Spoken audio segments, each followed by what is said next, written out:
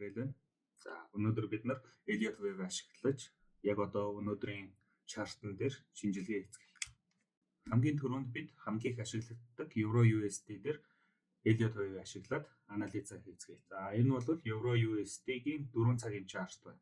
Хэрэв чарта өмнөх хөдөлгөөнүүдийг нь харах юм бол том цагийг хаалтан дотор цэнхэр өнгийн 1 2 гэж тэмдэглэсэн байгаа. Нэгдүгээр давалгаагаа хийсэн, хоёрдугаар давалгаагаа хийсэн. Одоо ер нь бол хөдөлгөөн 3 дугаар давалгаа, ерөнхий хөдөлгөөний 3 дугаар давалгаан дотор явж байна гэсэн үг. За 3 дугаар давалгаа дотроо бас sub wave-ээр хуваачсан байгаа. Ногоон өнгийн А9-гүүдээр тэмдэглэжсэн байгаа шүү. Нэгдүгээр давалгаагаа хийчихсэн. Харин одоо 2 дугаар давалгаа дотроо явж байна. 2 дугаар давалгаа ер нь бол том цагийн учраас хөдөлгөөн сайтай байх гэж бодоод би энэ за нэг 1 бүхэл 11,700 дээр би арилжаанд орчихсон байгаа. За тэгэнгүүт миний арилжааны таамгийн дагуу сайхан доошоо унсан. За тэрүүний гач дагуулад би invalidation цэгээ доошлуулад stop loss-о доошлуулад явчихсан байгаа. Тэгэхээр миний харж байгаа цэг бол 109,790 гэсэн ханшийг ер нь хараа явж байна. Дараагийн pair бол audio ST байгаа. За ханшийн 4 цагийн чартн дээр бол одоогийн байдлаар ямар ч байсан 2 дахь давалгааг доошоо хийгээд том давалгааны 1 дахь 3 дахь давалгаа бол дээшээ явж байна. За тэгээ нэг хэсэг retracement хөдөлгөөн correction гэж хэлж болно. Correction хөдөлгөөн бас орж ирсэн. За тэрүүнийга би 2-ын төгсгөлөөс дээшээгээ татсан Fibonacci-гийн за нэг 50 альс 61.8 дээр очих болов гэж бодсон ч гэсэн за арай хүрэлгүйгээр дээшээгээ өгсөж эхэлсэн.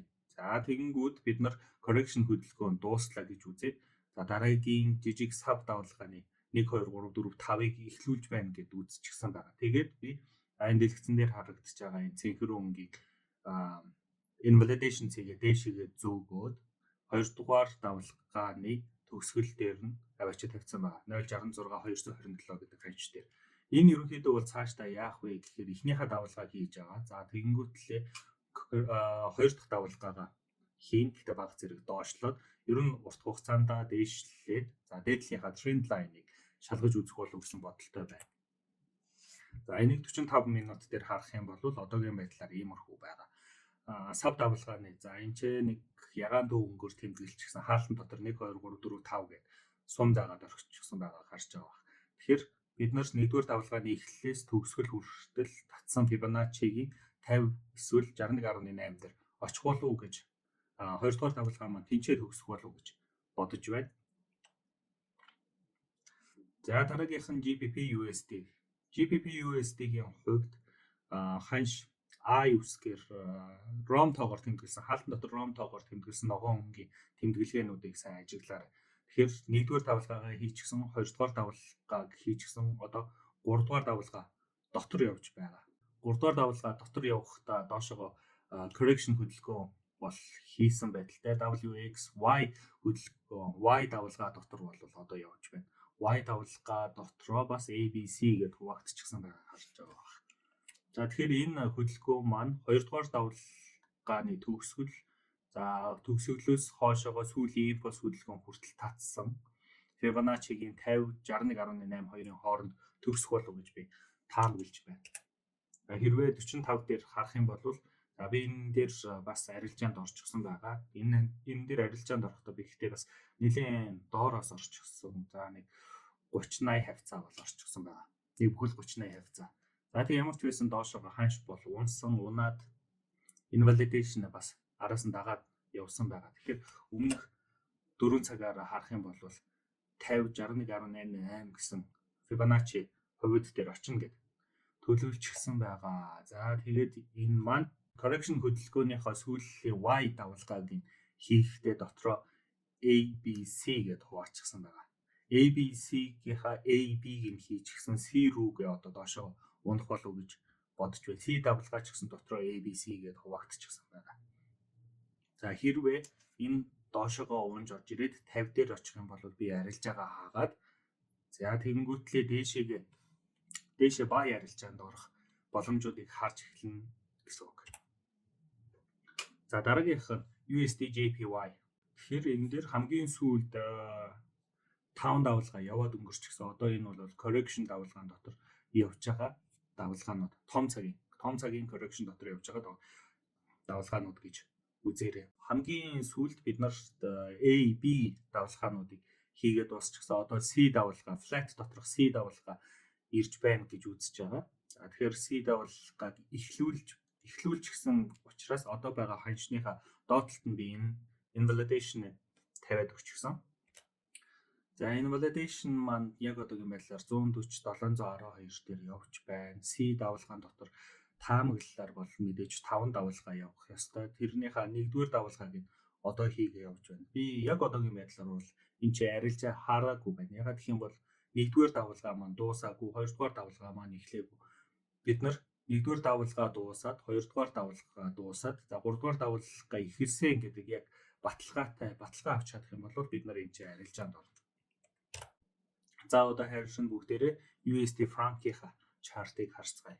USD franc-ийн чарт бол хамгийн сүүлд за энэ шар өнгөөр тэмдэглэсэн ROM тоогоор тэмдэглэжсэн байгаа давалгааныхаа 3 дахь давалгаа дотор явагдаж байна.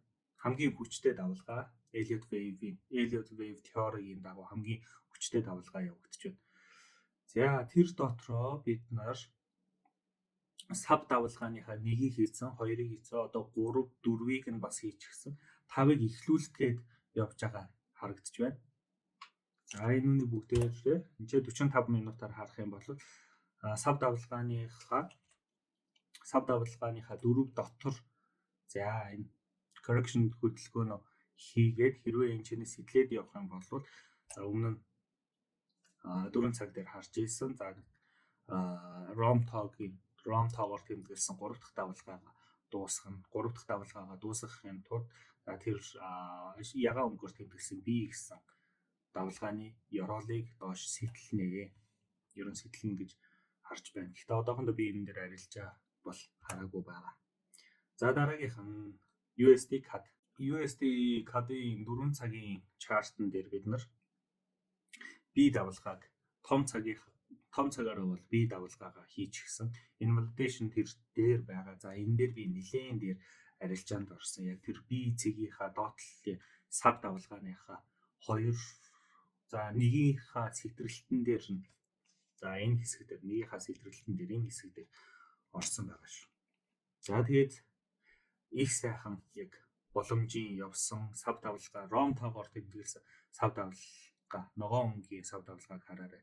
1-р давалгааг энэ чинь хийгээд дуусчихсан. Одоо 2-р давалгаа маань за энэчнээс 1-р давалгааны эхлэлээс төгсгөл хүртэл татсан Fibonacci-гийнхаа 38.2 дээр нэлээд хүж очоод за тэнцэнээс rejection аваад доошоо явсан байна. Тэгэхээр энийг болохоор бид за 2-р давалгаа маань ерөнхий сав давалгааны 2-р давалгаа дуусчихсан гэж үзээд одоо 3-р давалгаа маань эхэлж байна гэж үзнэ.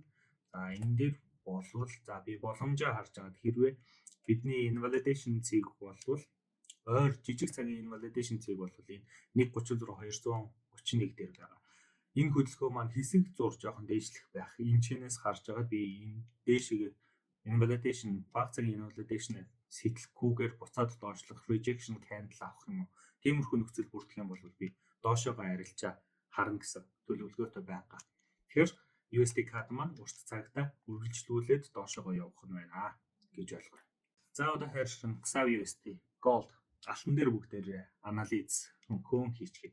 Gold ерөнхийдөө том цагаар 4 цагаар харах юм бол дээшгээ тренд лайн үүсгээд явж байгаа. 3-4-р давалгаануудаа хийчихсэн. Одоо харин энэ 5-р давалгаа дотор явагдаж байна. 3-4-р давалгаанаас татсан Fibonacci-ийн 161.8 дээр 5 давалгаа маань дуусах байх. За сав давалгаа маань бол энэс цаашаач дээшээ сэтэлж магадгүй сав давалгааг 1-ийг хийчихсэн, 2-ыг хийчихсэн. Одоо 3 руу явж байна.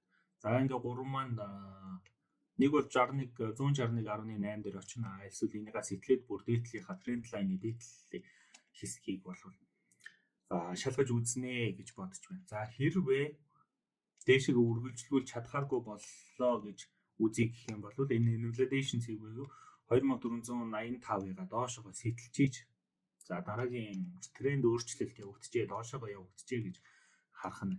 Тэр хүртэл бол бид нар дээшээгээ л харна. За энэ чи би энэ арилжаанд орсон байгаа. Ерөнхийдөө нэг хэдэн хоногийн өмнө 9-нд орсон арилжаа. За 2500 дээр би арилжаанд орчихсон. Баая арилжаанд орчихсон байгаа. Энэ validation цэг дээр би мэдээж stop loss-о тавьсан. 2485 дээр stop loss тавигдсан байгаа байна.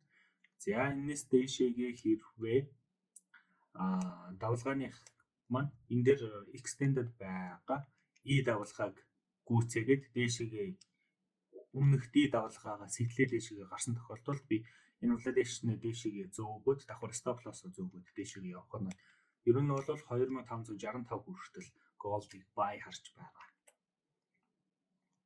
За дараагийнх нь crude oil дээр тосон дээр харж байгаа.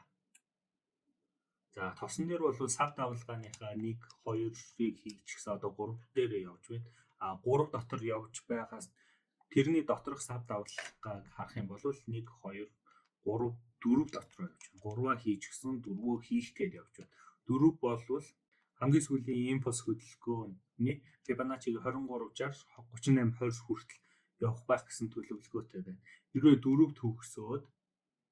4 төгсөөд доошоогоо явах юм бол бид нар энэ ч бас арилжааны боломж харж болно. Гэхдээ урт хугацааны биш, богино хугацааны боломж харж болно. Бүгдээрээ 45 минут руу харах юм бол энэ validation өмнө нь орсон энэ validation доошоогоо татагдсан учраас нэгдүгээр давалгаа маань 3-р давалгаа маань 1-р давалгаагаас сэтлээд доошоо яваад баталгаач ч гэсэн байгаа учраас энэ validation цэг маань ингээд л яхаа 1-р давалгааны эхлэлээс төгсгөл рүү шилжсэн байгаа. Хараарай. За одоо бидний сая яг хийсэн 38.20 23.6 гэдэг энэ хоёр түвшнийг ажиглаад боломжтой болвол бид нар эндээ арилжаанд орох болно. За дараагийнх нь GPP JPY. GPP JPY дээр бид нар том цагаар бол 5 дахь давалгаагаа дуусчихсан. Одоо correction давалгаа явж байгаа. Correction давалгааныхаа A давалгааг дуусчихсан. B хийчихсэн. Одоо C рүүгээ явж байгаа. C рүүгээ явах замдаа дотроо сав давалгааныхаа C доторх сав давалгааны 1-р давалгааг хийчихсэн. 2-р давалгаа бол 1-р давалгааны эхлэлээс төгсгөл рүү татсан. Fibonacci-ийн 61.8 52-ын хооронд дуусах болов гэсэн бодолтой байна. Тэгэхээр бид нар E давалгаагаа хийчихсэн, B давалгаагаа хийгээд доошоогоо явчихсан, B давалгаа дууссан гэдэг бид нар баталгаа өгчихсэн учраас бид нар энэ validation цэгийг 208-аас доошоо 193 руу 500 доошоо татчихсан байна. Арилжааны боломж хизээ гарч ирэх бэ гэх юм бол бид нар за сая Fibonacci татсан 61.8 эсвэл 50 дээр арилжааны боломж гарч ирж болно. Гэхдээ энэ үнийг хөдөлгөөнийг нэлээд харж байгаад шийднэ гэсэн төлөвлөгөөтэй байна. За дараагийнх нь Euro JPY-ийн 4 цагийн чартн дээр бид нар A давалгаагаа хийчихсэн. Одоо ер нь B давалгаа руу дөхөхөд явж байна. Ханш ер нь бол flat дүрс үүсгэсэн гэсэн бодолтой байгаа учраас A давалгаагаас B давалгаа руу явах хоорондоо A, B, C гэсэн давалгаанууд үүсгэнэ. За одоо ямар ч байсан A, B-ийнхаа сав давалгааныхаа B давалгаа дотор явж байна. B давалгаа маань доошоогоо хурж ирээд ээлтэйгээ ойролцоо ирээд энэчнээс ойх магадлалтай. Ойгоод дээшээгээ B давалгаа руугаа явж болно. Хэрвээ энэчнээс ойрсон rejection candle харагдсан эсвэл өмнөх оройгоо дээшээгээ сэтэлж гарсан тохиолдолд дээшээгээ хэсэг зургаас арилжаа нээх боломж харагдах боломжтой байна. За бидний хилээд байгаа тэр B давалгааны төгсгөл бол ерөнхийдөө энэ хавьд хурж ирэх болоо даа л гэсэн бодолтой байна. Дэлгэцснээс хараарай 155 461 дээр очих болов гэсэн бодолтой байна.